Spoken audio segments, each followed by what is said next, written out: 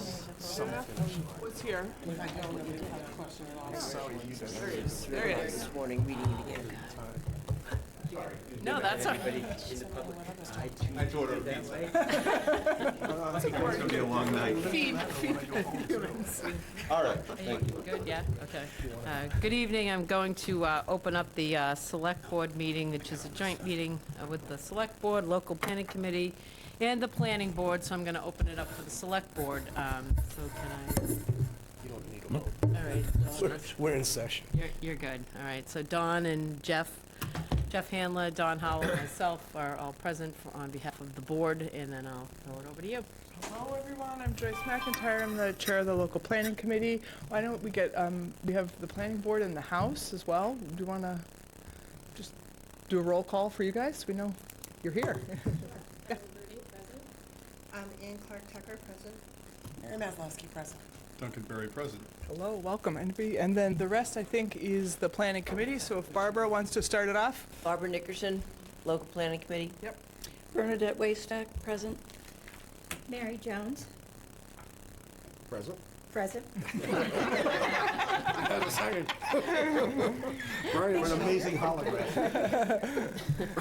Brian Sheld, present. David Spitz here. Margot Fenn, here. And Joyce McIntyre, I'm here. Garrett Curran, Vice Chair here. Ed McManus here. That's good. And do we have anybody participating remotely? We were potentially having a member of the planning committee. Anybody on there, Jamie? There was caller one, but they have left. Okay. All good. And then just because this is also our formal meeting for the planning committee for the month of January, we just have to approve our minutes. Make a motion that we approve the minutes. Second. Any discussion? All in favor? Since we have no one participating virtually, I think we can take a verbal call. All in Aye. favor? Aye. Anybody opposed? Excellent. Okay, let's get to the meeting. Welcome. It's really exciting to have you all here. Appreciate this opportunity to get three very busy committees together. Thank you, who really care about Harwich. This is a unique opportunity. Thank you for being here, and it's wonderful to see so many members from our community as well. Appreciate that. The agenda is, as posted, and we're going to start out with our esteemed town planner, Christine, going to tell us a little bit about this process, because I have learned in the last 3 years, it is not straightforward. It's a thing with some distinct conventions. So I'll let her get started, and then I'm going to do a little background information, and then we'll get into the meat of the discussion of the meeting. All right, well, Joyce, thank you very much again. My name is Christine Flynn. I'm the town planner for the town of Harwich, and I want to welcome you all to this meeting. It's very exciting. And basically, I'm just going to give a very brief overview of some of the state requirements for our framework for the local comprehensive plan, the housing production plan, and the open space and recreation plan. So basically, what is a local comprehensive plan? A local comprehensive plan defines the long-term vision and goals for a town.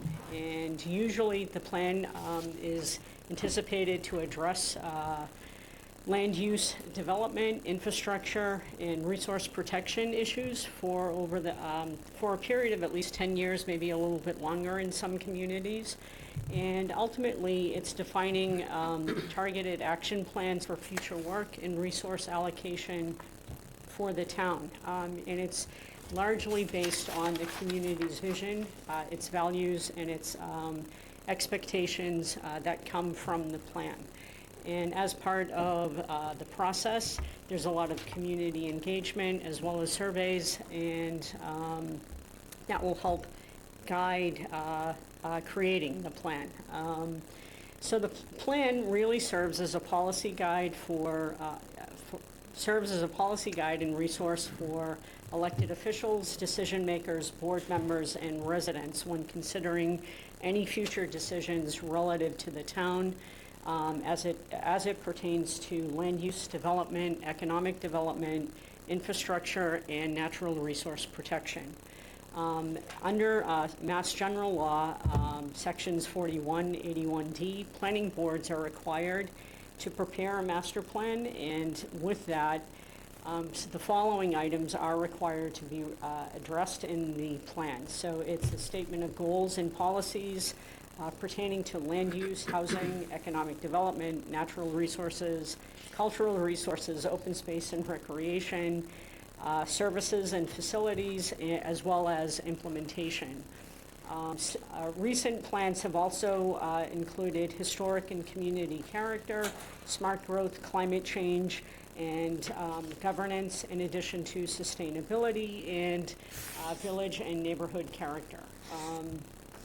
So in Massachusetts, an LCP is adopted by a majority vote of the planning board.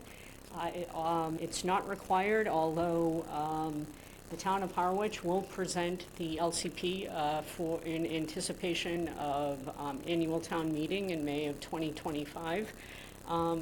The LCP will also be evaluated by the Cape Cod Commission for input and review to ensure that the plan is consistent with the Cape Cod Commission's regional policy plan. Once the plan has been approved by a majority vote of the planning board and after annual town, as well as annual town meeting, the plan will be submitted to the Executive Office of Housing and Livable Communities.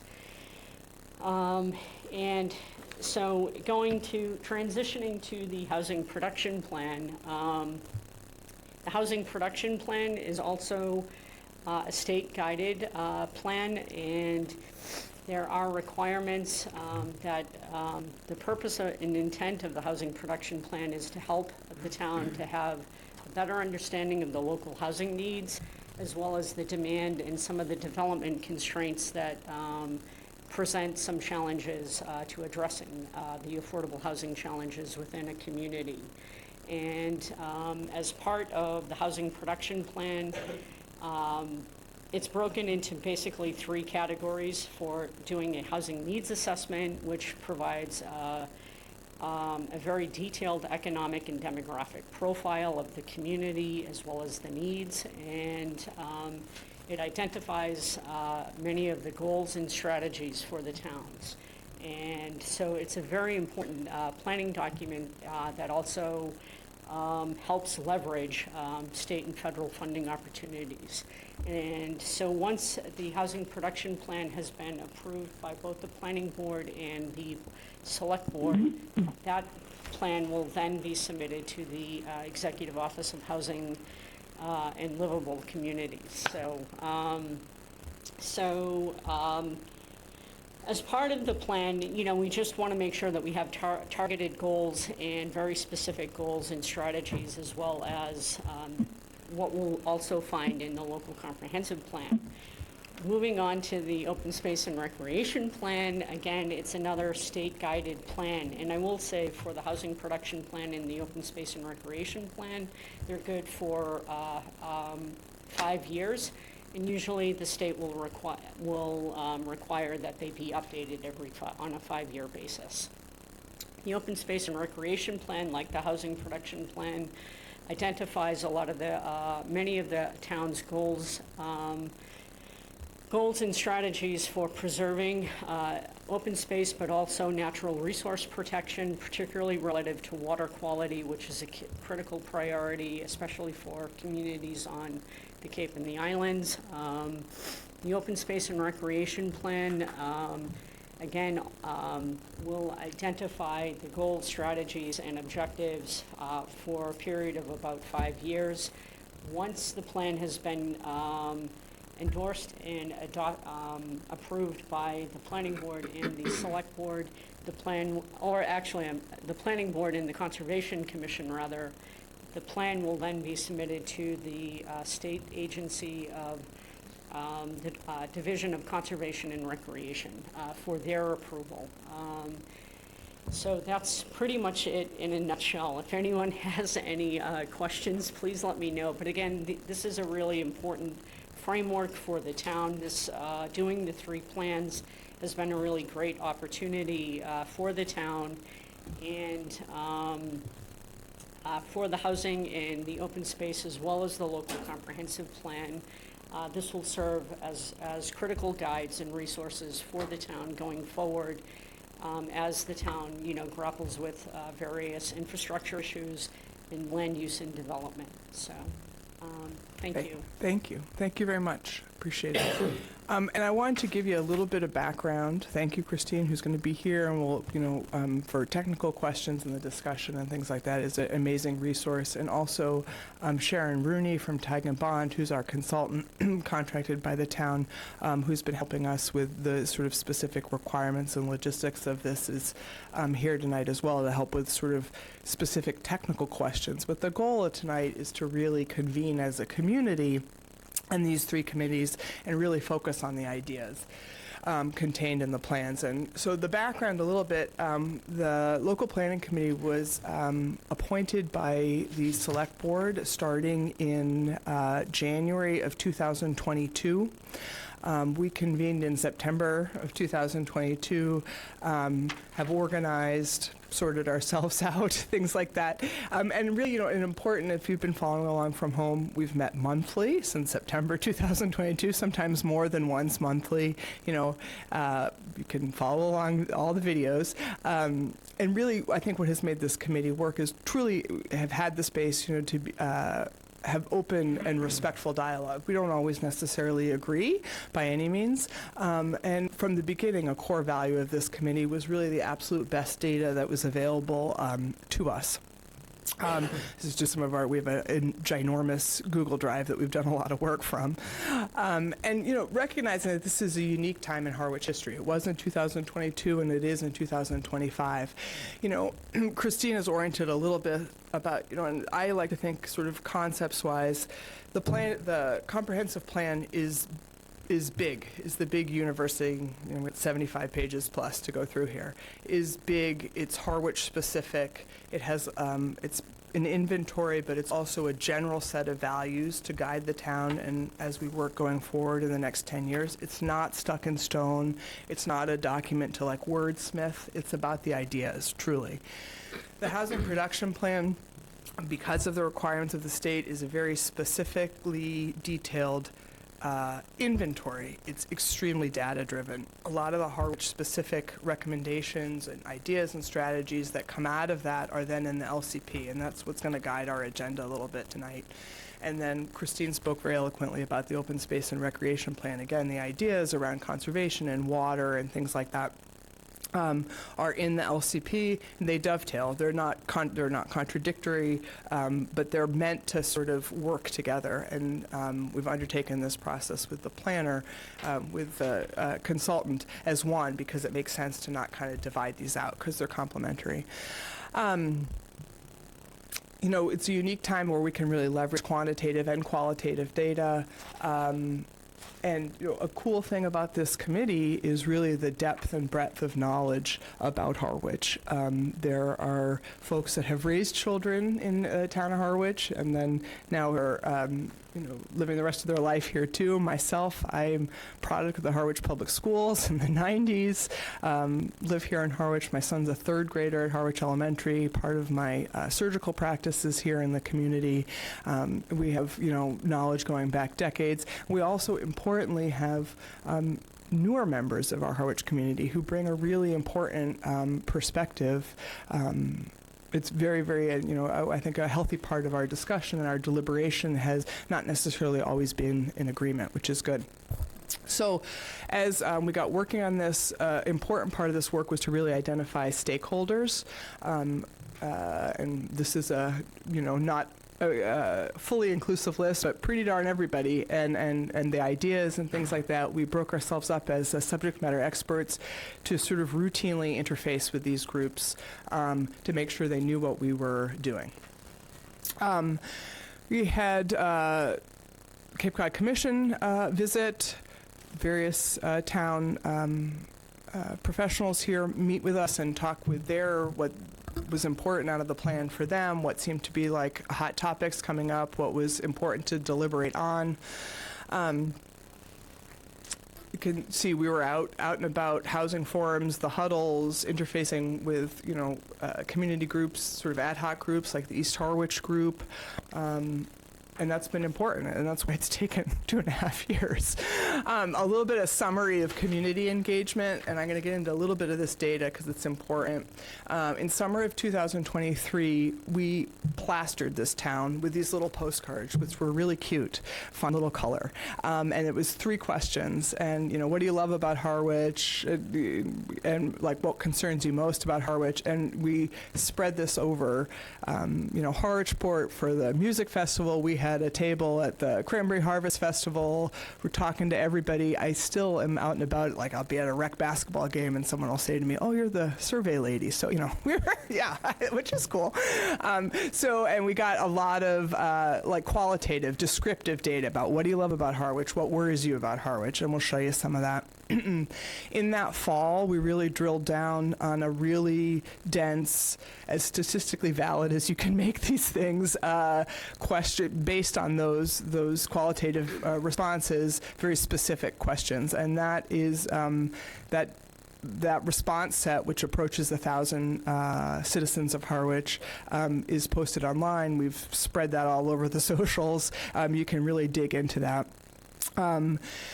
We've had several formal visioning events facilitated by Tag and Bond. That was in the spring of 2024. There is a standard for that about how that information is gathered, and they did a great job helping us with that. And not a surprise, housing and open space, that tension that we know we're facing as a community between a place for people to live and our very limited ability to further develop both ecologically and by the community's desire. You know, how important are our trees? That inherent tension. We talked about I think you're all aware of the Housing Production Plan workshop that was this summer, and again, well advertised at the community center. Again, Margot Fenn from the LCP or LPC has led up the effort to try to dovetail with the open space and recreation plan, as they are related. And we've been, like, literally, as we identified the subject matter experts, as we broke it down in our own places and expertise in the community, tried to socialize just the heck out of this. We wanted to hear from everybody, and still do. This word cloud, you've seen this before. You know, what do you love most about Harwich? And this is just generated by how many times people say this. Like when the qualitative handwritten answers were put in, you know, the town, the small community. Really, those cards really put forward how much we value our people, right? How much we value our people, our water, our trees, and our people thriving. There's a lot of wisdom in this data, which I want to keep coming back to. What are your biggest concerns about Harwich? Housing, development, affordable, the residents, again, the people. And I think, you know, our community is really spot on when we're talking about what is the core that motivates us is our people and our residents. So this is some of the things people, you know, said to us: the beauty, quality of life. I mean, people, shout outs to the librarian, to the town nurse, to the cool, you know, innovative things people do here, like the youth librarian sharing resources with the school librarian at the elementary school. You know, we know this. There's just so much innovation going on here in our town. And it's all connected, you know, the water, the trees, the housing, it all, and spot on in terms of the responses to that. People really said, we hope you listen to us. We care about this place, you know, finding the proper balance between appropriately planned development and keeping the small town charm that exists. I mean, hard to say that better. Would like to see a plan of managed growth. And there was a ton of encouragement. It was really cool to people say, like, keep it up. And well, those, like, shout outs to what makes Harwich unique, the family pantry, the treasure chest, things like that. You know, we were appointed by the PC was appointed by the Board of Selectmen to truly listen, to get out there, to listen, but also to distill some of this information within the framework that is given to us so that it can be approved by the commission and the state, and so we can position ourselves in the town for, you know, benefits for what exists so we can be a healthy community. Our ultimate goal, we've always said this over and over and over again, is we want the comprehensive plan to be useful and we want it to be used. And, you know, my motivation is my 8-year-old, you know, who's sitting in the elementary school, who really has this community identity, which is the same community identity that I came up with and has shaped, you know, a lot of my life. So I'm very, it's personal for all of us, which is why we're all here on a cold Tuesday night. So I appreciate you very much.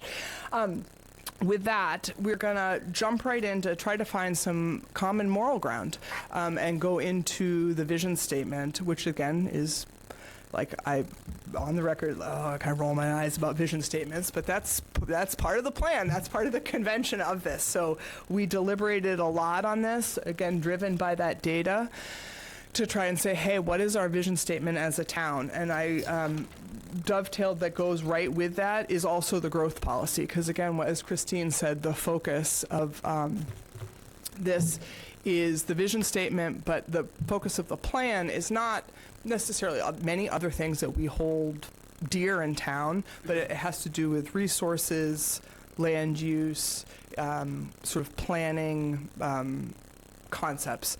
So hence the vision statement and then the growth policy come with that. Garrett, would you mind just reading those two? So then we'll open up to discussion. To read the vision and the growth policy? Do you mind? Not at all. Amazing, thank you. In 2050, Harwich is a vibrant and sustainable community. I feel like a fifth grader. That's great. That You read out honors its loud well. natural beauty, historic charm, and village character while meeting the needs of our residents for attainable housing. Get to the mic whenever. For attainable housing to support economic and community growth. Am I close? Can you guys hear me? Our commitment to this vision is deeply rooted in the protection of the water, natural resources, recognizing their intrinsic value to our community.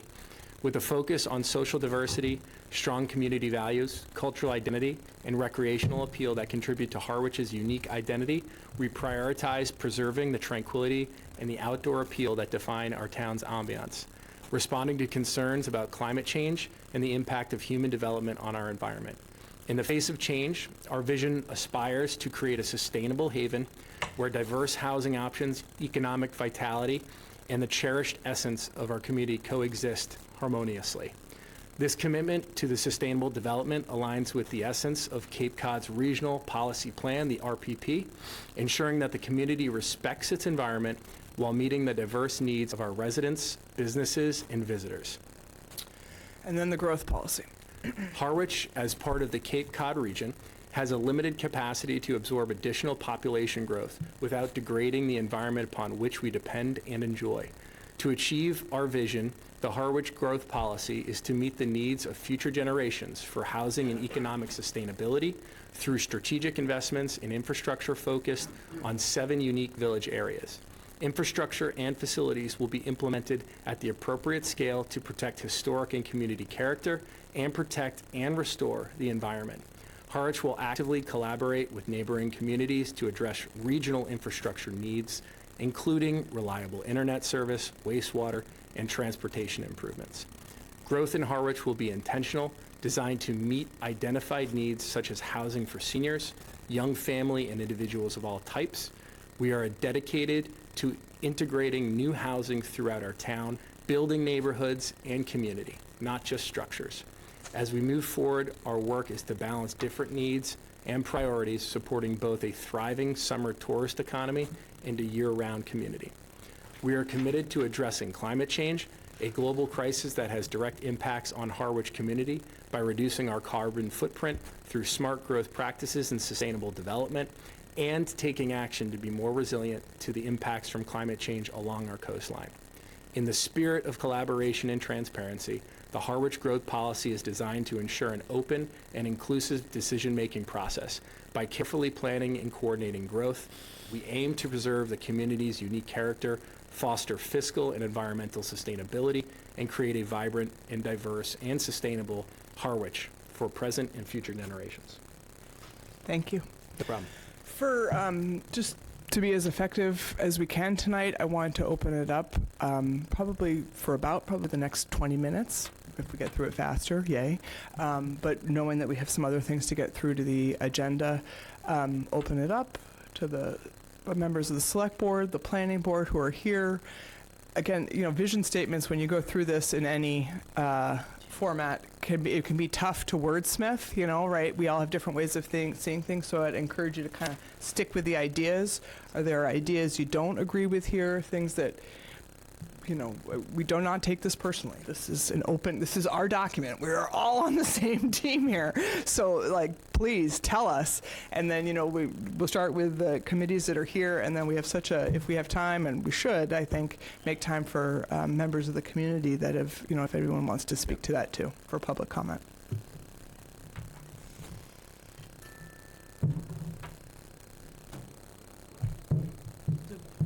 You have to control this part. I know. I was going to you first, actually. So do you want to start off the conversation and give your points of view? Well, not all of them, but If we can, just keeping it to the vision statement and the growth policy for right now. yeah, the growth policy is something that concerns me at the moment. I'll address the process questions later, but it's not well known by the public that the goal of 10% affordable housing has to do with a numerator and a denominator. It's premised on year-round housing. So every time we absent one of those properties from that part of the equation, it actually makes our affordable housing percentage go up because the year-round housing is going down. Of course, that doesn't put anybody in a house. So my concern here is somewhere in this plan, there has to be some nod to controlling Airbnbs and taking full-time residences in a fundamental way and making it more difficult. I mean, I've been having this conversation at the board level. In essence, these things are businesses, and yet they're operating in residential zones. So Yeah, page 4.4, if you go down to that section, built systems and housing, that is some recommendations. yeah, but I'm looking for something. Want to put more in the growth policy is what I'm hearing? Absolutely, Okay. because it's not just the gross number, it's within that number, what are we producing? What might be some proposed word? We're not going to hold you to it, but some ideas, if that sounds like a priority, and I get it. What would be if you were just If I were addressing this, in the it would be an growth overlay policy? for the whole community about 7 village-wide about where we're allowing these things to be cited, because somewhere or another, there's got to be a choke point taking currently occupied full-time residences and making them Airbnbs, because as you note, we have a wealth of resources for recreation, for, conservation lands, and everything. So it's an attractive location. But nonetheless, it's become, this is not anymore people going to Nickerson State Park so that they can afford paying their mortgage for the rest of the year. This is about people forming LLCs and buying aggregate numbers of things. I get what you're saying, and I think that we're talking about that in the idea here of the growth policy of, our unique community and the sort of tension there between a summer tourist economy and a year-round community. Yeah, but the trend rate is exploding. If you look at your own figures, over the past 10 years. So what I hear you is saying something that's more specific, that maybe prioritizes that year-round community around these concepts. This is the idea, the growth policy. Because that drives a multiplicity of problems here. Yeah. The cost of the housing that's left to be full-time residences is being driven up because of the paucity of the inventory that's being converted to playland. Yep, I think that's supported with what we've heard, and I hear what you're asking. Yeah, but I want It's for something some a more little bit specific more wording. specific. Yeah, I gotcha. Okay, so I'm going to go to Jeff. Where did he go? I'm over here still. Jeff, Where are you? he's way over there. I can go back. I can You don't have a toggle mic. between growth policy and vision statement. No, I think I need a microphone. Yeah, you do. Thank you. Well, again, thank you to all of you for doing the work, a lot of work. And it's not lost on this resident, not just a board member, but a resident, how much work and effort you've put into this. I can wrap my arms around a little bit about what Don was saying. I also see that when I read this, that you are not proposing in the growth statement to grow with Airbnbs and LLCs. I think we have to have a growth statement. I actually asked this. Yes, I asked this. Can we just not have a growth statement? Because who wants to grow? I mean, I was joking, but kind of what but what you're saying, Don, I get it. And Sharon confirmed to me, as part of the plan, we have to have a growth policy, right? All right. Well, I think it's important because a lot of the residents that I speak to are concerned about growth. Right. But we have to have one. So this defines the edges and the framework Right. of how Harwich will grow in the future. A lot of what comes out of reading vision statements and growth statements is through the lens of the reader. So what I read in this is exactly what I wanted to see, the path forward. And I think the vision statement is spot on as well. I wouldn't have an argument to maybe put some language in there about how the intention is to not grow by way of private business. Okay. If you're looking for some language, I don't know how Don feels about it since he brought it up. Obviously, that would be for him to also weigh in on. But growth is not about private development for personal and business gain, which can impact our community in multivariable ways. So other than that, I think spot on both. Since Jeff brought it up, the zoning can't address business activity, really. But what I'm concerned about, and I brought this up to Joyce earlier today, there's an interrelationship between our comprehensive plan and the RPP for the county.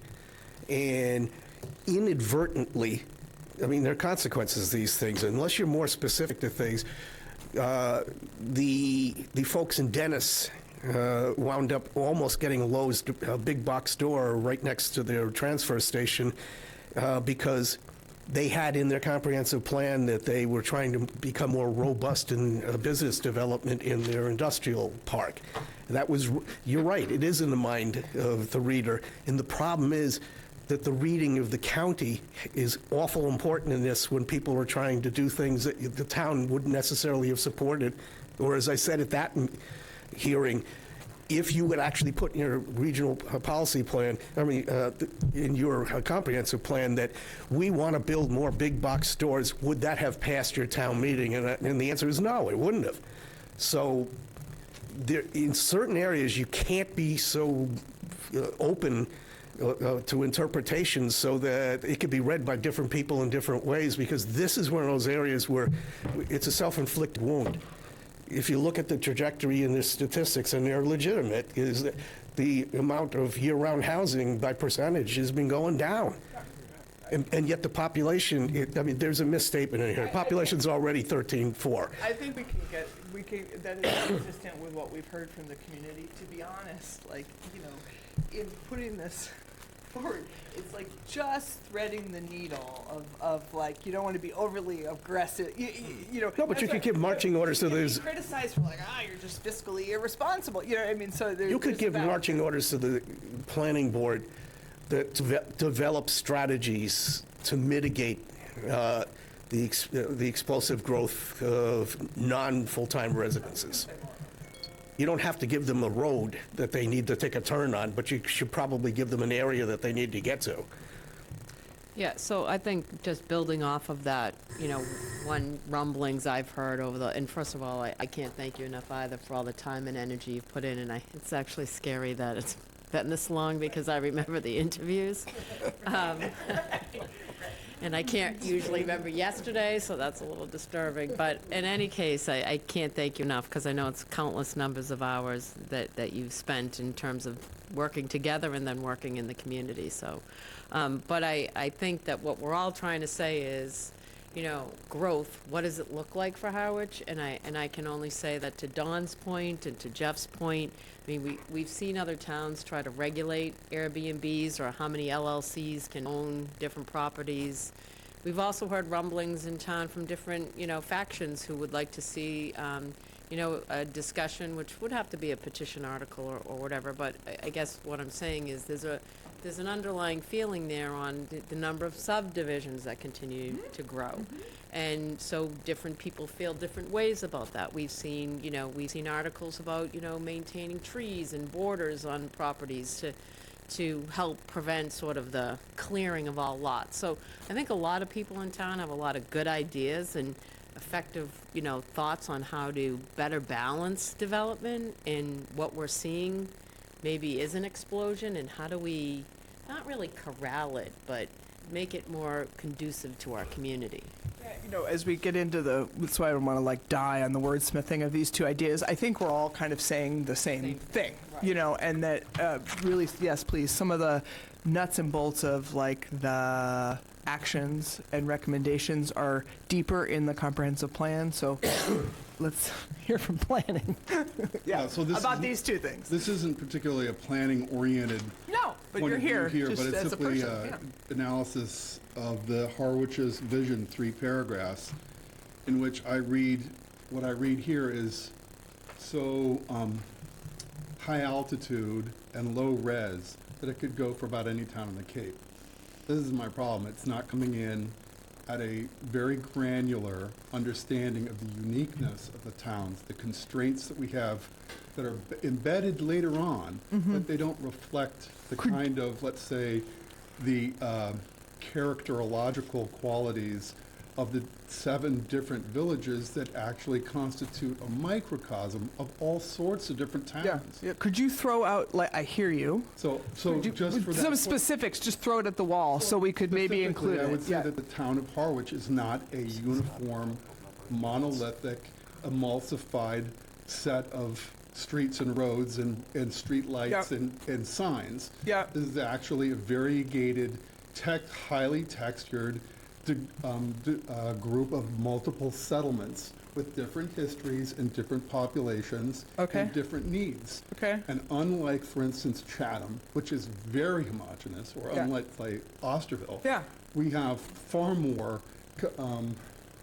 competition for eyes and dollars in different areas where economic issues, real estate values, historic concerns, water issues, tourism, these are all going in different directions and so to me, this is a uniquely Harwich-oriented thing. We don't see this in other towns, And as far as I can you would expand on, I think, we were struggling here with you got to keep it that's where, yes, historic charm and village character. So we were thinking all those things, but maybe we can put kind of a Duncan-driven sentence in there too that, but like you just so articulately said that, I think we'd be better served by opening the can up by understanding that, our uniqueness involves, multiple simultaneous plates that are being spun. And, the fact that we're all here together, this is a good thing, and that growth is probably the centerpiece because, competition being what it is among people in East Harwich versus North Harwich, and we see these things. This is a regular part of our civic life. we're all on the same team. But your point is well taken. It's that I appreciate that. Other, please. So I just had 2 quick comments. One, I think when we talk about growth, I think it's important to remember planning board is planned growth. So we don't want to demonize the growth because without growth, we will sink as a community. Right. We need growth every year for our tax base, for our, in order to make the things that we maintain now continue for 10 and 15 and 20 years. So we talk about, Julie mentioned, people complain about the 8-lot subdivisions. There's a lot worse that we could have for growth than the average 8-lot subdivision that comes in on a 2 or 3 year growth period through subdivision. So, I think we tend to focus on one thing and not the other.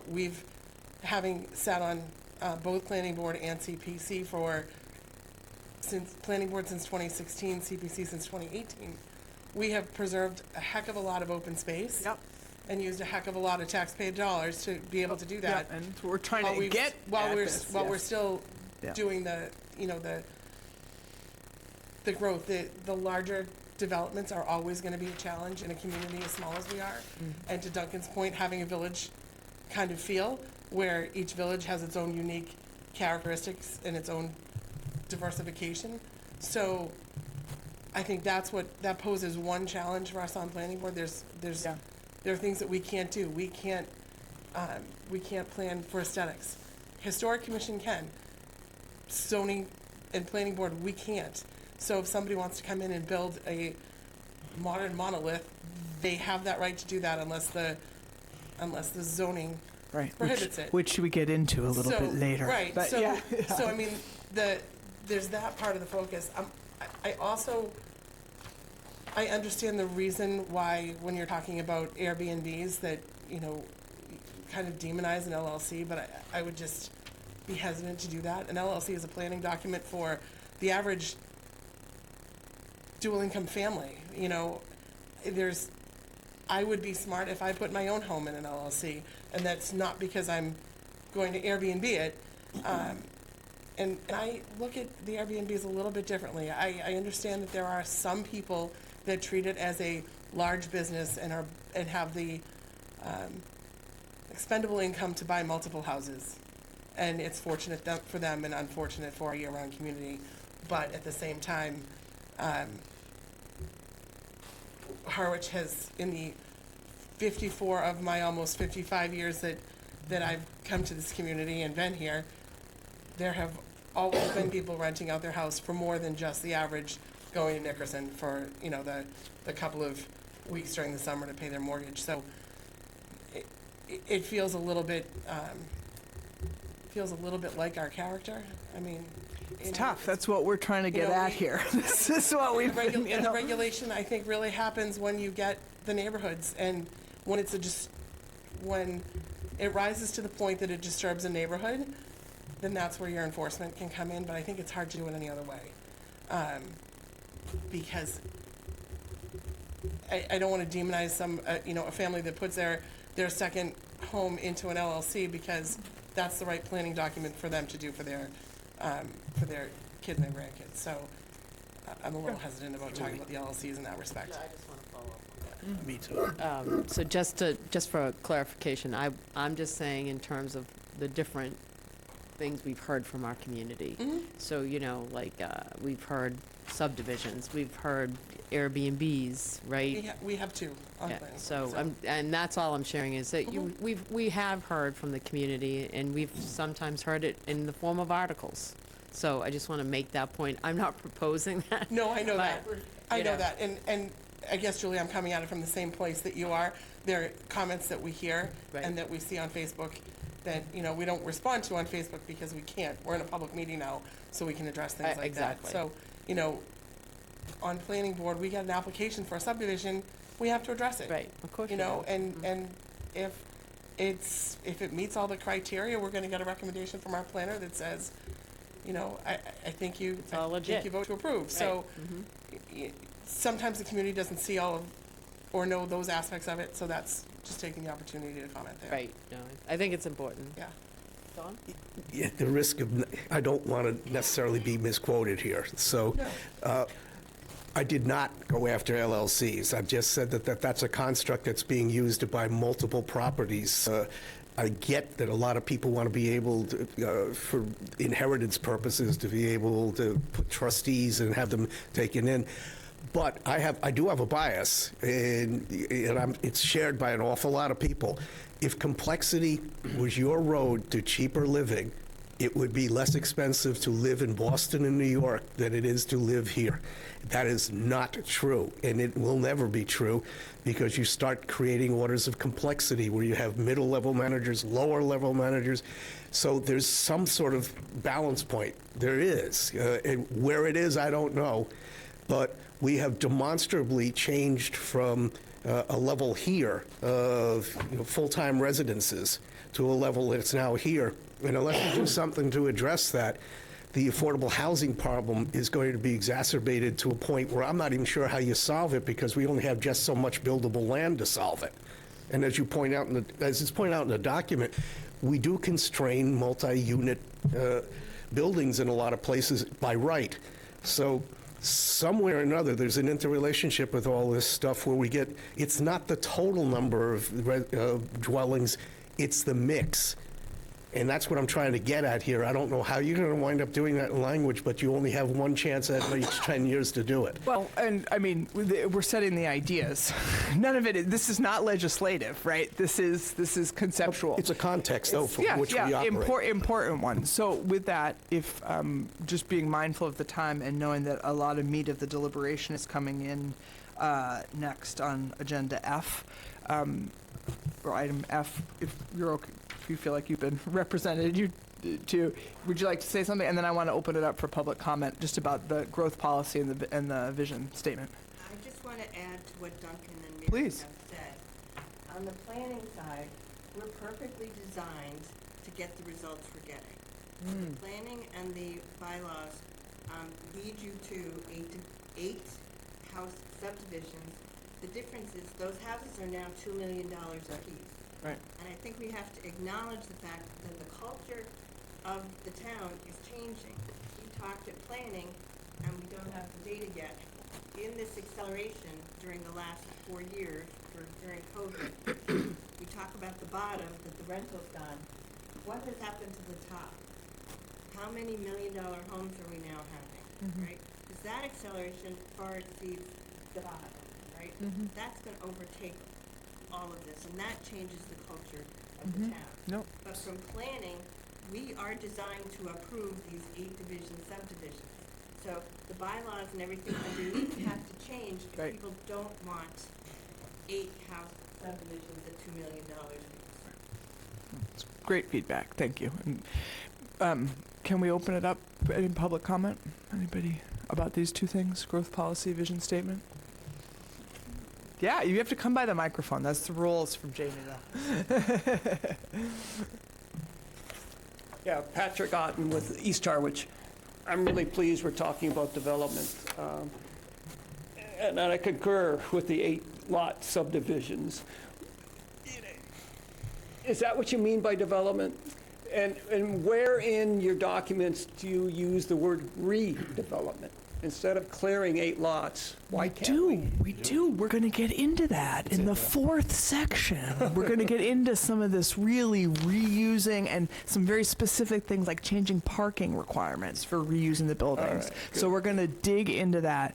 But while you're here at the microphone, not to waste your moment, around the growth policy, I hear you, because we were, as I was saying before, we were like, do we need to have a growth policy? But it's required. So is there, when you look at this from your perspective, is there a way to just throw it at the wall? We won't quote you, but maybe some good ideas here about to better define growth, because as I said, we have to grow to have a community, because then everyone would just die and no one would be here, right? So how do you, I mean, it's complicated, as you're saying, like fiscally and things like that. Think on, or does anything come to mind about that? Because it's not just about building houses, but that's an important pressure now too. I think the focus should be on the year-round people that actually live here and sustain Harwich. That's what we want to grow. Love it. All right? That's a great way of putting it. All right? This is where our lives are. We're not just visitors coming for a couple of weeks or a couple of months. We live here and we care about where it is we live. Whether the ponds are swimmable, whether the seashore is available.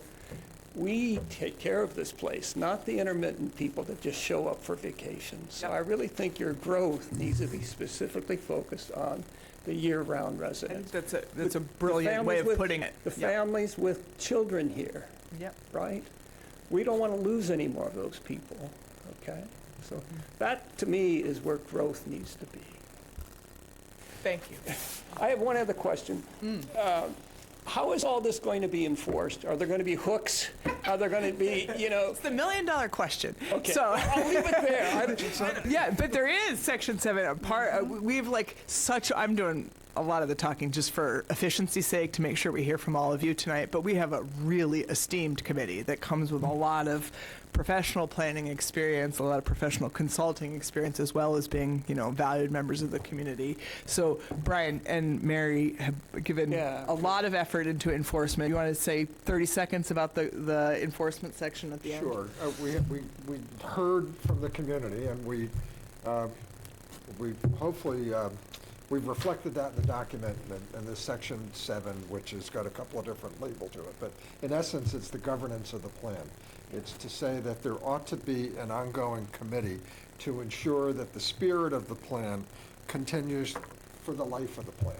Now, I'm not sure if I want, No, that's good. but I mean, that's really the spirit We're of it. super aware of it. And some of it is, again, it's kind of the moral, moral is a heavy word. I know. General values of the community. Good. In Patrick, we're taking volunteers, so feel free. No, I don't want to see this sitting on a shelf for you.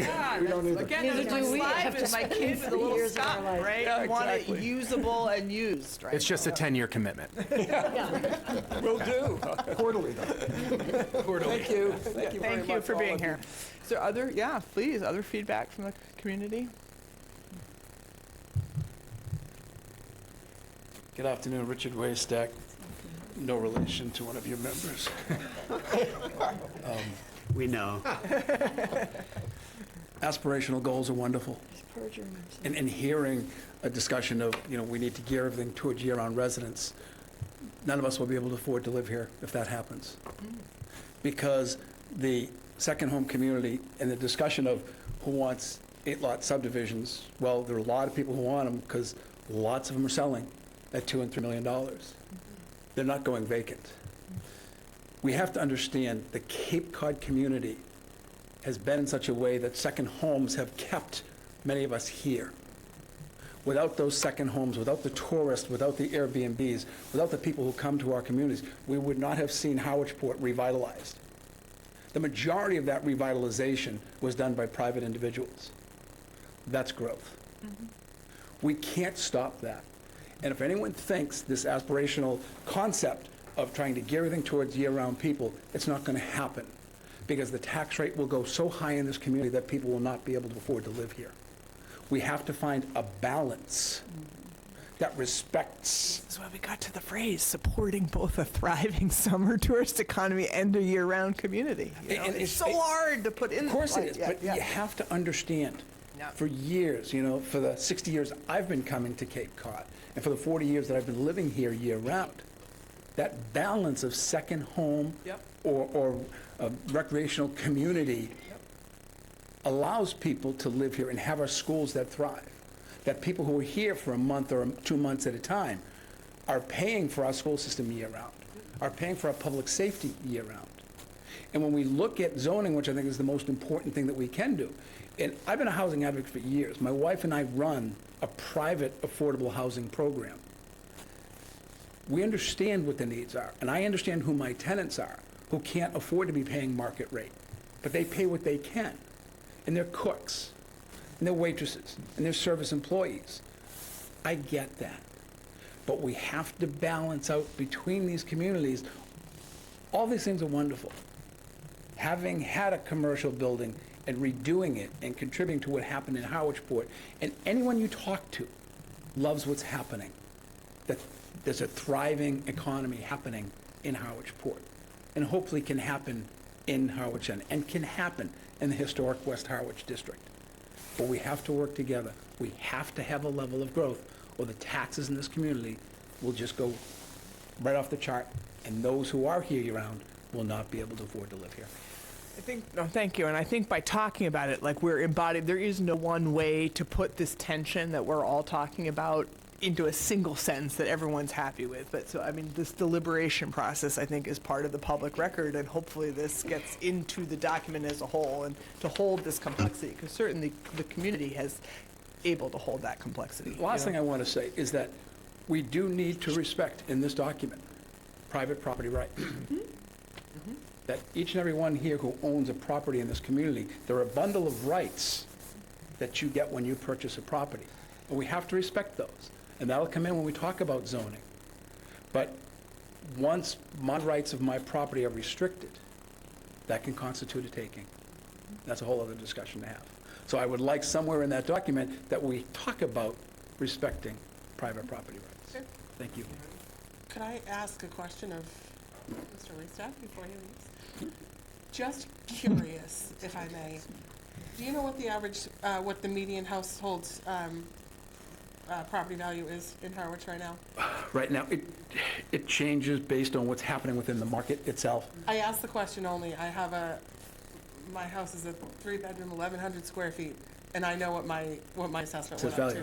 to Correct. as of January 1st. So when we talk about the average $2 million house in an 8-lot subdivision, that's not that high when I look at our own, We're seeing, tax rate per square foot. So, we're in the range of $800,000 to $900,000 as and a median price. that's what I was assuming. If not a little bit higher, I would have thought. So I think as the three boards here, we also have to somewhat acknowledge that in the documentation that we are not our average smaller home is not the average entry level house. So to Don's point, yes, it contributes to our issue with getting that affordability to a point for the people that support that summer economy that, to your point, we don't have an economy without them. An entry level in this community right now is $500,000 to $600,000 to buy a single-family house. To get into a condo, you're at between $300,000 and $400,000 as entry level. That's market.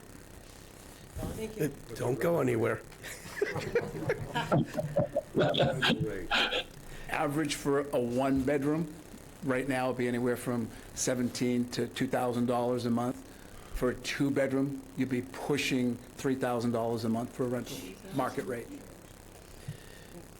Before you leave, because there is a context to all this. Thank you, Mary. Within what they're doing, by the way, the zoning that was adopted in the 1990s enabled you to build that building. So there's been a recognition about trying to revitalize for quite some time now. But in terms of unfettered property rights, are you maintaining that anybody who owns anything anywhere can do any purpose, or is that constrained by zoning? For instance, if I want to put a construction company where my house is currently built, I have that right? Nothing should be unfettered, and zoning is for the benefit of the community. That's all I wanted out of this, is that there are boundaries to this. It's not unfettered, and we're not talking about 1950 where Aunt Minnie had a second house. We're talking about something that's become an industry. No question. And when we talk about property rights, is that you cannot deny a property right. But is Airbnb a residence or is it a business? That's for our Supreme Court to decide. Or our zoning. With that, can we get to the meat of the matter? Thank you, and I appreciate it. Let's get to the next item on the agenda, which is F. And I'll just quote myself, who wrote the agenda. Review and discuss HPP concomitantly with the LCP sections related to the HPP. And, the format for generally, just to kind of set the guidelines, to remind everyone, I have to keep reminding myself too, how this is going to work, is the housing production plan gets filed with the state, and given the, I have the rapid nature of change of the housing issues that are, same value, but many different projects facing the town very quickly, it reflects well on us to, achieve and file this housing production plan. The comprehensive plan, which has a lot of this Harwich-specific suggestions in it, will go before town meeting. That is the timeline that's been set out. So with that, if we can kind of, and there's important input to get about this, delve into where in the comprehensive plan this reflects back to the housing production plan. And it's in, just to point out, 4.4 in that PDF in the draft of the comprehensive plan, page 4.4, built systems. So we have our objectives and our actions together. we've kind of not struggled. That's hard. Like objectives and actions, we've parsed that out a lot of in our own committee deliberation. Objectives are generally the general ideas, goals, values. The actions are some of the specific things. We've approached this kind of throwing it all at the wall, not, like recognizing our challenges are complex, trying to broadly address that. So we should open it up for discussion, however, Julie, you think would be most productive, given the expertise in the room. So built systems is 4.4. Housing section is 4.12, 4-12. And those points, and then of course, we're all on the same page here. The bigger, or same team, the bigger complexity of the housing production plan was not intended to either endorse or criticize any particular projects that may be facing the town, but building some consensus around that. So I'm gonna tap into you about that. So I'm going to go to my board members to let them start off the discussion. But I think, one thing I'll say in terms of, I sit on the trust as the select board representative. And, it's difficult because, the trust is allowed to work on affordable housing. But we have the other part that's missing. And then we have a lot of what we've even talked about here tonight is pieces of it that the government, this end, the town, can't be involved in. So we can do zoning and we can assess zoning. To Richard's point, we have to protect property rights and development.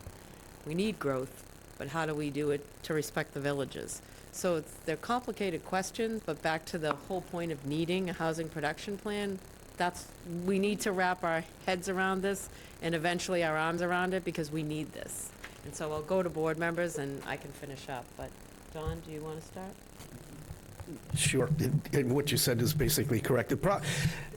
I am really, and this isn't about anybody in this room, I am really disappointed in the process. The state, basically, they've rigged this so that it's a fill-in-the-blank test, and you can only offer the answers that they give you the questions for.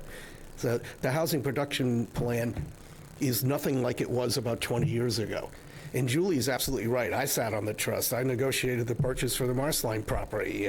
So I'm deeply committed to affordable housing, but we've hollowed out the middle. There is no middle.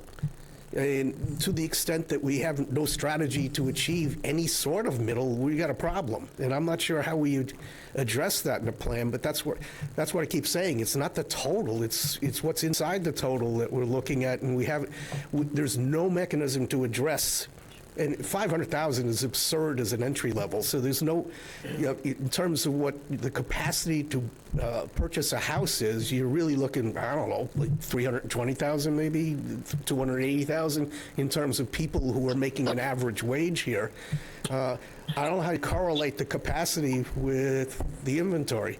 And it's been getting, the reason I'm so passionate and concerned about this is demonstrably the mix has diluted the full-time residences. They are going down as a proportion of our overall inventory. That's a fact. That's not a conjecture. How will we approach it? I don't know. Thank you, Don. Jeff? Yeah. It's a huge puzzle, right? I'm going to go to Duncan, if I may. I like what you said. I like how you are extremely interested in making sure that the 7 villages and the character of the 7 villages remain. So does that speak to that in your mind? Yes. Okay. Shout out to those eyes over there. What are you talking about? Oh. In 4.4, the goal. 4 goals. So much has gone on in this room, so many well thought out comments, but we were aiming at a vision statement and a growth statement. Yeah. I think everything's going to be addressed Now we're getting to the when we get into the nuts and bolts. Yeah, 4. So I'm very happy to hear that satisfies somebody who I respect immensely, and his vision for how this town should move forward. I also think there was some data that just came out that Barnstable County is the 4th most popular second home destination in the country. So I would, well, it is frightening. But I don't want to waste our resources, our time, and our energy fighting a monster that we're never going to be able to tackle. What I mean by that is, at a certain point, we have to play the cards we're dealt. And that's what I think this plan is going to do for us. And look at how much has changed already in this town since you, Joyce, and I was on your committee in the very beginning. Thankfully, Garrett took my position. Thanks, Jeff. You're welcome. So look at just how much has changed in the last almost 2 years.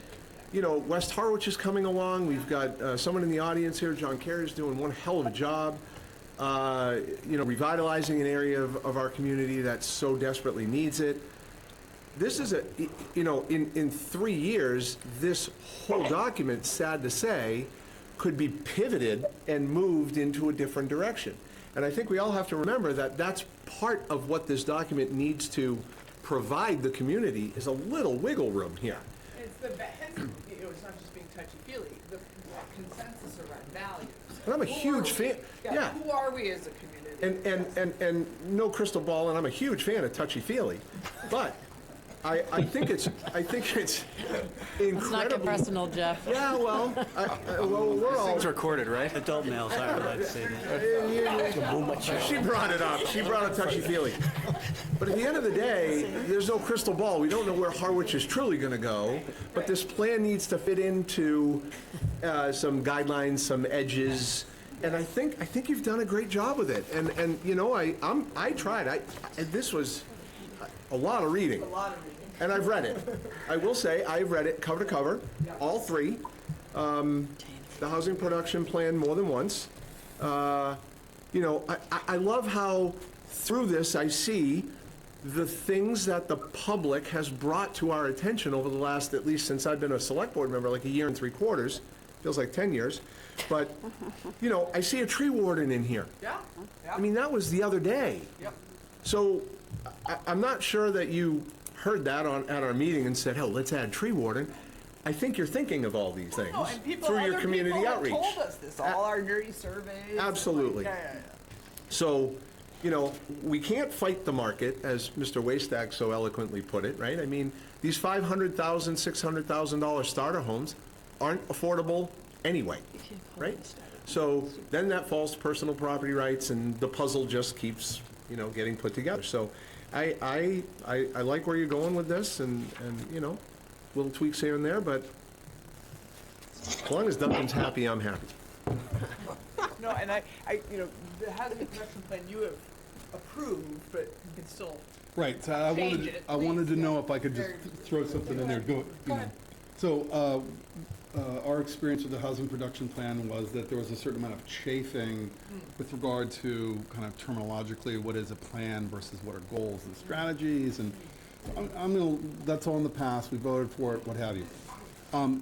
I do have a concern that whether or not this is indicative of the requirements of the state, or whether it's something that was brought into the template that the consultant was using, but there's a generation of scholarship and research on planning, specifically, that this town would benefit enormously from.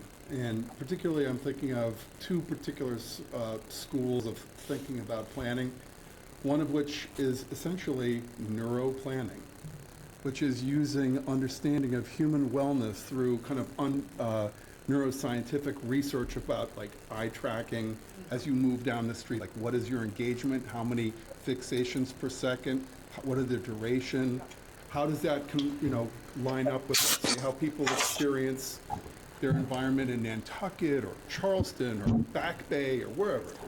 That we have like ingredients for human wellness that we could be managing from a different level of focus and specificity that could be very easy to do, because some of these research pieces are all just there to be had, in Google Scholar. That's number one. Okay. Number two is there's also a body of doctrine about planning that is more qualitative in nature. It's about human wellness, psychological, community wellness.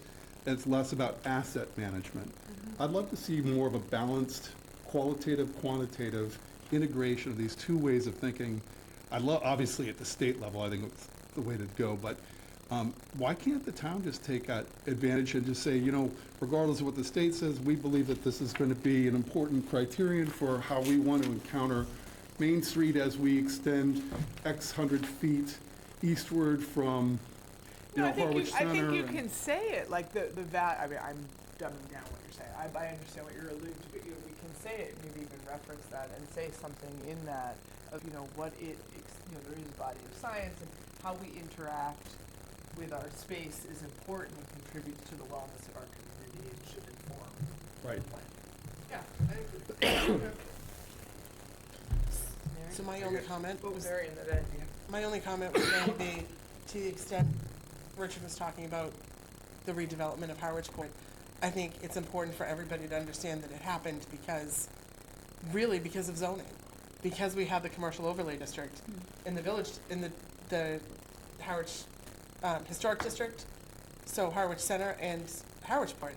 I mean, those are the zoning bases that allowed planning board to accept plans and kind of change the streetscape. So those are the things that we really need to focus on. I think we need to focus on getting that foundation, change the zoning as we need to change the zoning to make those things happen and doable, right? So I think the changes, even in just the last 10 years in Harwichport, and, I mean, Harwichport started in the late 80s.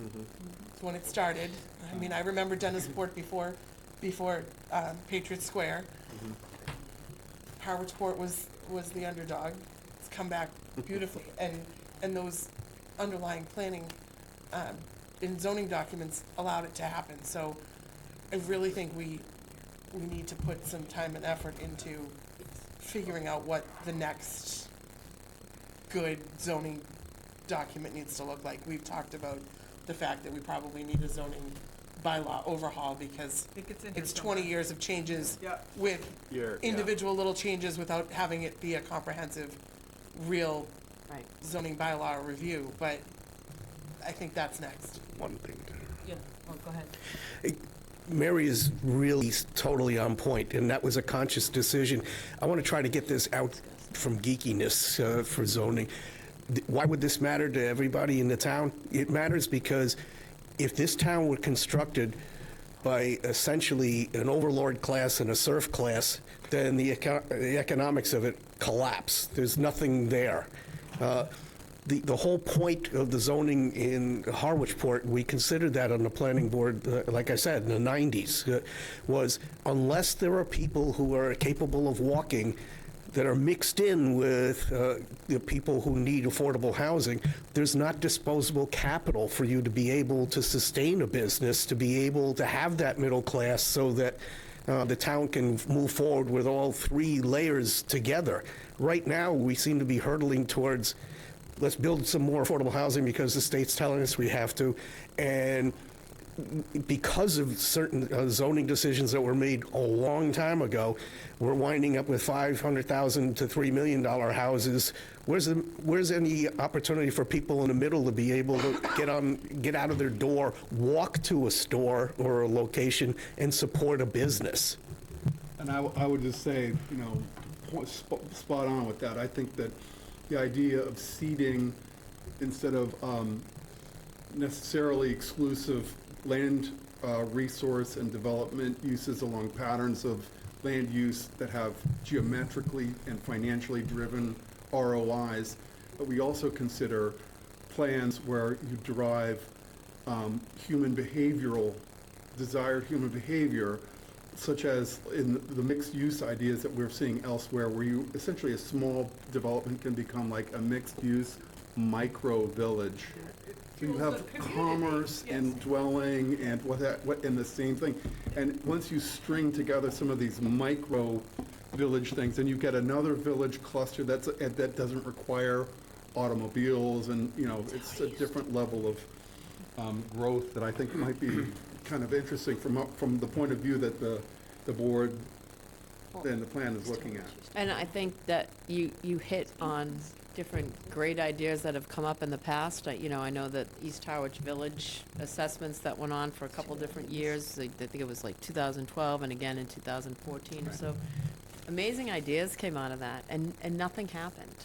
And that's the problem, is that, these ideas come together, we have meetings, and then it sits. Right. And, some of that couldn't happen without private monies. And that's that crux that I was talking about of, there's a lot of great ideas, and what I think we need to start expanding our thought process on is how do we get more people like John Kerry, who wants to, create housing and is willing to take on a unique project? Mixed use. Right, exactly. Well, let's do it, open house here for planning board. Love to hear more Yeah. of this concrete stuff coming in. Let's start talking And about it in a start shorter vetting. timeline. And just to go back to zoning for a second, to Mary's point too, about what we need to be looking at, that was one of my goals last year. And unfortunately, with public hearings and such, so we ran out of time. So I'm hoping that we can see that, because I've been trying to track that, and, basically council said, you're too early, so, and you would know better than I. But, hopefully we can get on that now, because we need to start having those. It's in here. I think a zoning overhaul is, Yeah. it's a big project. It's not a small. No, Right, it's not a small. No, You yeah. know, we pick up, so But the since I've been on smaller the planning board, ones- we try to pick up the smaller things along the way and Right. add a concept or try and streamline it. And what happens is you end up with disconnects. Right. And there are a lot of disconnects throughout, We really the need to clean bylaw. it up, yeah. So it needs an overhaul, but Yeah. it too is probably a consultant-driven, Yeah, right. zoning and planning attorney that can sit down, do it, and go from there. Yeah. We're stuck between 2 pages, which is our vision and our growth statement policy, and 200 pages. And the answer that we really need to work on is in between that. And we've got all the stuff in there, but it's 200 pages. And Patrick couldn't find the section that he's been asking for. And what we're getting tonight, we've got lots of public input from all over the people. We can't grow too fast. We've got to protect our environment. But what's happening at this table is, with the planning board and board of selectmen, we're getting the sort of specific strategies that we need to develop further.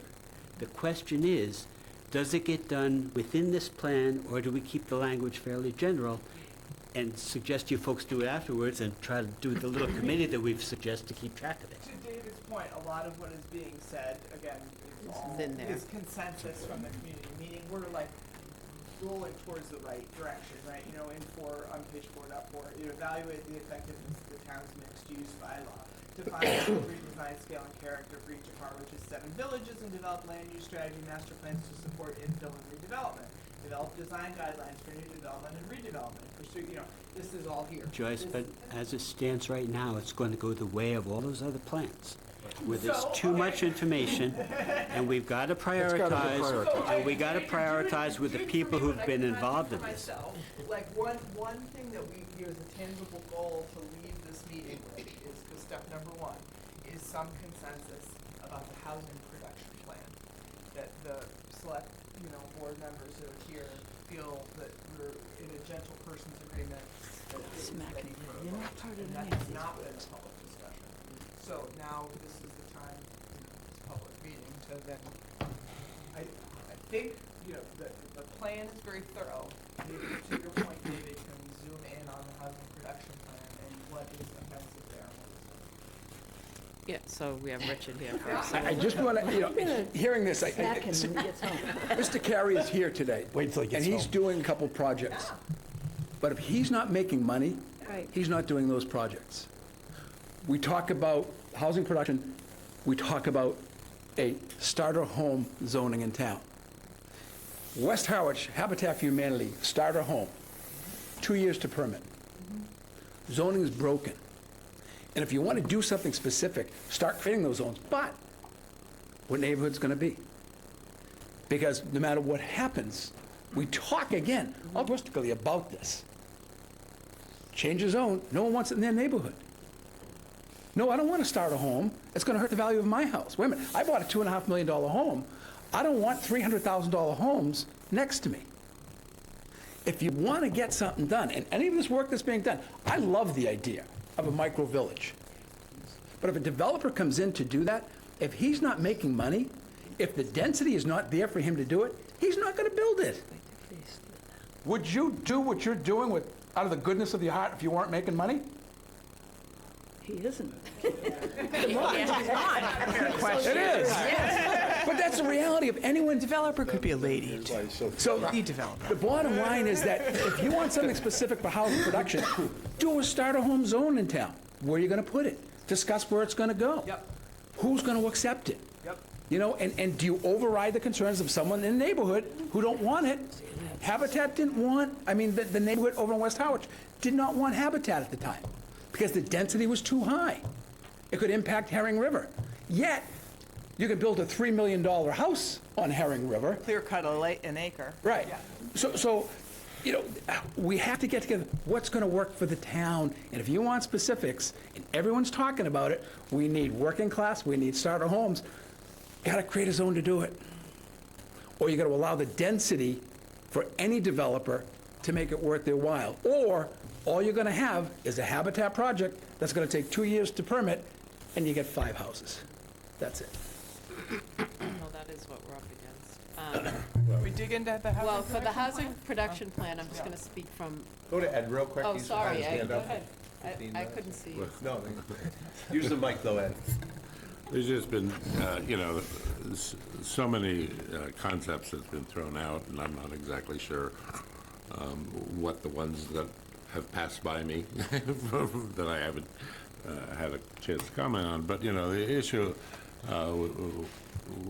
with what Richard just said, the concept of having a starter home zone as opposed to allowing density pretty much in multiple areas in town, One of the things that I've always enjoyed about Harwich, and I know in going around with the postcards, is the fact that there really, isn't a other side of the tracks section in Harwich. It's a mix of income levels all through the town, and people appreciate that. It's not like if you're rich, you live there, and if you're affordable, you live over here. And I think we need to, the changes that we need to, that we consider, we need to make sure that we maintain that, because that's part of, I think, the extreme desirability of Harwich. With that, can we get to the HPP? ZBA. Oh, all right, here he's coming. As long as everyone doesn't mind going over a little bit about the HPP. Well, good evening. I hadn't planned on speaking tonight, but I'm Brian Sullivan. But in listening to the ideas, I just want to make a couple of comments if I could. In reading portions of, I haven't read the whole plan, but reading portions of it, I've read there are dozens of great ideas. I think to go forward, the town needs to decide the one or two that will work the best and focus on that and develop an implementation plan. Now, the concept of special zoning districts or the mixed-use zones, where you're going to have, nice little villages and so forth, that's a great concept. The question is, where are you going to put it? Now, I asked this question, I sent out memos before, that in the land that's available left in town, where is the vacant land, and what size are the parcels in town that are left that are contiguous, of 5, 10, or 30 acres? There are possibilities to work with to do like a village situation. Then the state has programs such as 40R, which allow for increased density and allow for mixed zoning. My recommendation is, particularly like a project like a 40R, is decide you want to do something like that, which might be a nice mixed-use village, so people can walk from their homes and, and go to a coffee shop or whatever it might be, and then have assessing, come up with where are the parcels left in town that we can do a project. Now, these got to be owned by somebody, and you call those 10 or 15 owners into a room and saying, here's what we think we might want to do. and this would be on a 40R, it's a combined effort that's controlled, by both the developer as well as the town. The town has a lot of input on a 40R situation. And to have an overall, basic plan and find out what landowners in town would be willing to do that type of development. Or at least know where the parcels are, that you can attract the developer to come in saying, we got this 15-acre parcel, we have this 20-acre parcel, we want to do a 40R, we want to mix use, and get them engaged. But, unless there's an implementation plan, and unless you take this plan you have and just bring it down to a couple of good ideas to start with, Well, I is the way to go. But I just want to point out that what is left in town to do the village concept?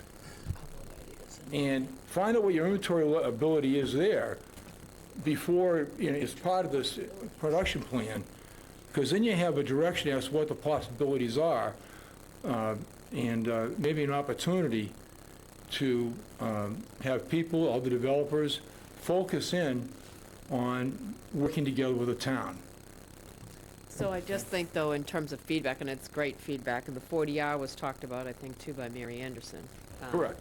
So I think that those are other initiatives we need to continue to search out. But for this discussion, we have to keep some things generic enough that we're not drilling down so that there's... I absolutely understand that, but right? once this document is done and through town meeting, Right, then, it's going to collect dust. no, I know. Unless there's implementation and somebody identifies where the possibilities are for a mixed-use zone. Right, Where the understood. possibilities are for villages. And private parties, And are just important. get them part in a of that. room and say, here's the possibilities, what do you want to do with us?